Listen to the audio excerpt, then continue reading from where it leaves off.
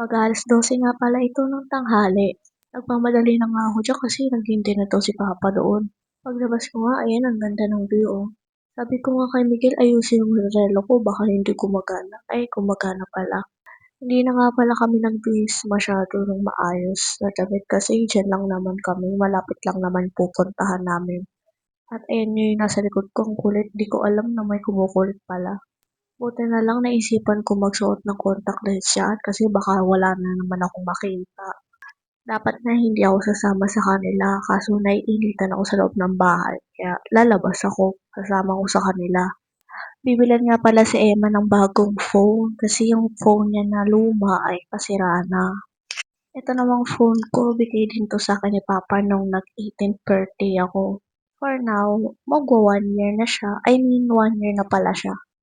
Naglagay na nga lang ako diyan ng lip tint at pinatungan ko na lang ng lip tint na isa para maganda yung kalalabasan ng kulay. Hindi na nga ako masyadong nag-makeup diyan kasi maganda naman tayo, di ba? Chos! Hindi na nga ako nagdala ng payong kasi ang ganda naman ng araw. Ito na lang yung sinuot ko for summer kasi summer pa naman, minsan lang naman umulan. Yan nga pala yung bibilhan ng cellphone. Sinugod talaga nila yung init porket may payong sila. Ako dito sa gilid kasi baka mangitim ako eh. Char. Balak ko nga sana magpabili din ng tsinelas kaso wag na lang muna pala. Through online na lang. At yan nga oh, tirik na tirik talaga yung araw. Grabe. Pagdating namin, nanap namin agad si Papa. Nag-aantay na pala siya sa amin. Inaasar ko nga dito si Mick, sabi ko siya walang cellphone. Sabi ko nga kay Mick, keypad na lang yung kanya. At ayan na nga, pumipili na si Emma ng kulay yung cellphone na Tecno. Yung sa akin kasi Infinix Smart 9, ay Smart 8 pala.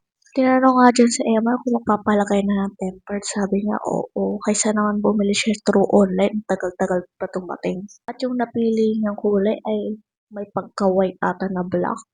Inaasar ko nga ulit dito si Miguel, sabi ko sa kanya, si Eman binilhan, ikaw wala. Pero sabi daw sa kanya ni Papa, bibilhan daw siya pag nag 21 years old na daw siya.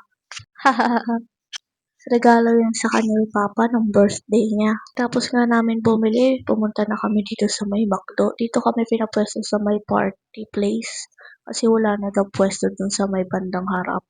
Pumila na nga kami agad at nag-order kami ni Emma ng makakain kasi for lunch lang talaga to. Yan nga pala kuya ko. Ito lang naman yung mga in-order namin for lunch. Si Papa nasa kabilang lamesa kasi hindi daw maangat. At ito naman in-order ko, only rice pala to, kaya binigay ko na lang kay Emma yung isang rice kasi on na diet ako eh.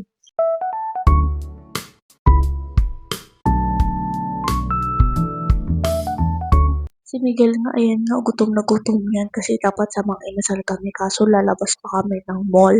Tinanong ko nga siya kung magkakanin pa siya, sabi niya wag na lang. At itong isa sarap sa ice cream niya.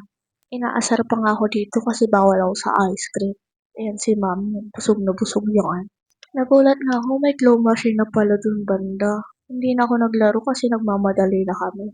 Pero bumili na lang ako ng hikaw para may partner. Pagdating nga namin dito sa may first floor palabas, hindi na kami gumamit ng escalator kasi ginagawa pa. Kaya napilitan na talaga kami maghagdan.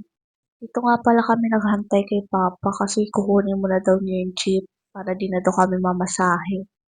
Sabi ko nga kay Miguel, videohan ako pero against the light lang. Kaya pinalipat ko. Sabi nga ni Eman, siya na lang daw magpipicture o magpipideo sa akin. Ayan na kung saan saan yung kinukuha yung video.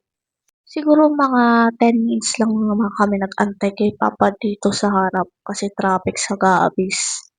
Buti nga maganda yung panahon pero sa tingin ko mamayang gabi yan bubuhos. Mamaya-maya nga andyan na si Papa.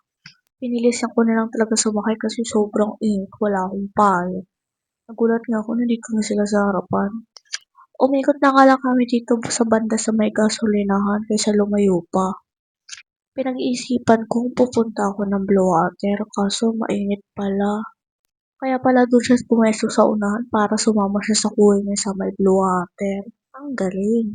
Sabi ko nga kay mami, hindi nakapagdala si Miguel ng Bepo, baka pawisin yun.